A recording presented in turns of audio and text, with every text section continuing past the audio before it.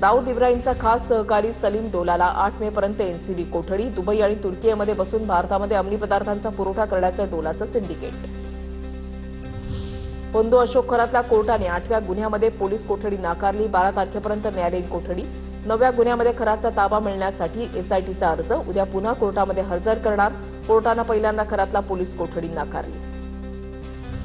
खरात प्रकरणानंतर राज्यामध्ये 14 भोंदू बाबांच्या विरोधात गुन्हा दाखल. अवघ्या 1 महिन्यामध्ये राज्यातील वेगवेगळ्या जिल्ह्यामध्ये भोंदूगिरीचे प्रकार समोर.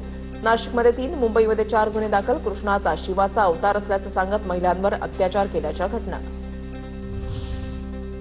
कोल्हापूरच्या नांदणी मठातील माथुरी हत्तीणीला पुन्हा मठामध्ये आणण्यासाठी हालचाली सुरू. शिरोळचे आमदार राजेंद्र पाटील यड्रावकर यांची जिल्हाधिकाऱ्यांसोबत बैठक. वनताराच्या युनिटसाठी सध्या मठाकडून निर्धारित केलेल्या जागेमध्ये काही तांत्रिक अडचणी. नवी मुंबई बाजार समितीमध्ये 2 दिवसांमध्ये 639 टन कलिंगडाची आवक. कलिंगडामुळे विषबाधा होत असल्याच्या अफवेमुळे विक्रेते चिंतेत. काही दिवसांपूर्वी कलिंगड खाल्ल्यामुळे एका कुटुंबातील 4घांचा मृत्यू. 100वे मराठी साहित्य संमेलन पुण्यामध्ये होणार. 100वे मराठी साहित्य संमेलन यशस्वी होण्यासाठी निधीची कमतरता होऊ देणार नाही. उदय सामंत यांची प्रतिक्रिया. तर लंडनमध्ये छत्रपती शिवाजी महाराजांच्या नावानं पुढील 2 महिन्यामध्ये वैश्विक केंद्र सुरू होणार. मंत्री उदय सामंत यांची माहिती. आगामी 100वे मराठी साहित्य संमेलन हे पुण्यातच होणार आहे. पुणे पुस्तकांची पंढरी असून पुण्यातील संमेलनाबाबत चर्चा सुरू. मंत्री चंद्रकांत पाटलांची माहिती. इराणनं लवकर शहाणं व्हावं, करारावर सही करावी. अमेरिकेचे राष्ट्राध्यक्ष डोनाल्ड ट्रम्प यांचं पुन्हा इराणला आव्हान. इराणभोवतीच्या नाकेबंदीचा विस्तार करण्याच्या सूचना दिल्याची सूत्रांची माहिती. जळगावच्या सराफा बाजारामध्ये सोन्या चांदीच्या दरामध्ये वाढ. सोन्याच्या दरामध्ये 700 तर चांदीच्या दरामध्ये 3000ची वाढ. सोन्याचे दर 1,53,676 रुपयांवर तर चांदीचे दर 2,51,320 रुपयांवर वाढलाय. पाहुयात त्या संदर्भातल्या टॉप 9 बातम्या. दुष्काळाचा सामना करण्यासाठी सज्ज रहा. मंत्रिमंडळ बैठकीमध्ये मुख्यमंत्री फडणवीसांच्या प्रशासनाला सूचना. अल निनोमुळे ऑगस्ट आणि सप्टेंबरमध्ये पर्जन्यमान कमी होण्याची भीती. विदर्भात हवामानाचा अजब खेळ. विदर्भामध्ये पुढील 3 दिवस उष्णतेचे तर 2 मे पासून पुढील 3 दिवस अवकाळी पावसाची शक्यता. विदर्भातील नागरिकांना सतर्कतेचा इशारा. मुंबईसह संपूर्ण महाराष्ट्रामध्ये उन्हाचा कडाका वाढला. हवामान खात्याकडून पुढील 5 दिवस उष्णतेच्या लाटेचा इशारा. मुंबईमध्ये पुढील 4 दिवस तापमान सुमारे 35 अंश सेल्सिअसच्या आसपास राहण्याची शक्यता. मुंबईमध्ये पुढील 5 दिवस उष्णतेच्या लाटेचा इशारा. मुंबईमध्ये पुढील 4 दिवस तापमान 35 अंश राहण्याची शक्यता. हवामान खात्याकडून नागरिकांना काळजी घेण्याचं आवाहन. जळगावच्या भुसावळचा पारा 45 ते 46 अंशांवर. भुसावळ पालिका रुग्णालयामध्ये विशेष 8 खाटांचं उष्माघात कक्षाची सोय. सध्या या ठिकाणी 4 ते 5 जण उपचार घेऊन घरी परत जात असल्याची माहिती.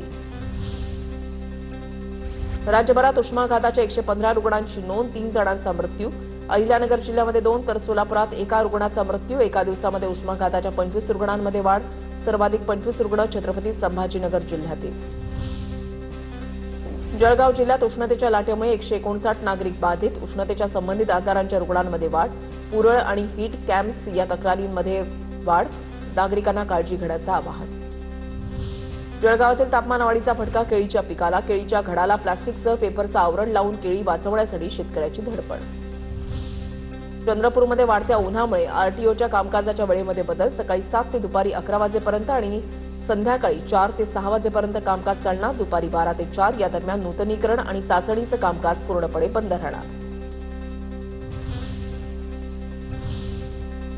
राज्यामध्ये पाणीवाणीची समस्या उद्भवतीये. पाहूयात त्या संदर्भातल्या टॉप 9 बातम्या. राज्यातील धरणांमध्ये सरासरी 40% पाणीसाठा शिल्लक. बाष्पीभवनामुळे धरणांमधील पाणी पातळी झपाट्यानं कमी होतीये. गेल्या वर्षीपेक्षा यंदा परिस्थिती बरी असली तरी दुष्काळाचं सावट असल्यानं चिंता वाढली. गोंदियाच्या प्रमुख धरणांमधील पाणीसाठा चिंताजनक पातळीवर. पुढील 2 महिन्यामध्ये पाणी टंचाईची शक्यता निर्माण होण्याची शक्यता. नागरिकांनी पाण्याचा काटकसरीनं वापर करण्याचं आवाहन. कोल्हापूर शहरामध्ये आजपासून 1 दिवस आड पाणीपुरवठा होणार. उन्हाळ्यामुळे काळंबावाडी धरणातील पाणीसाठा कमी. पाणी टंचाई निर्माण होऊ नये यासाठी महापालिका प्रशासनाचा निर्णय.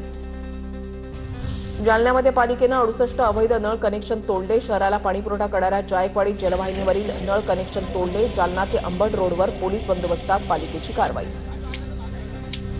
गडचिरोली जिल्ह्यातील सर्वात मोठा मेडीगट्टा लक्ष्मी धरणामध्ये मोजकाच पाणीसाठा. धरण 70% कोरडं. गडचिरोलीमध्ये पहिल्यांदाच 42 ते 43 अंश सेल्सिअस तापमानाची नोंद. धुळे जिल्ह्यातील प्रकल्पांमध्ये अवघा 49% जलसाठा शिल्लक. आठवड्याभरामध्ये 4% पाणीसाठ्यामध्ये घट. जिल्ह्यावर पाणी टंचाईचं सावट.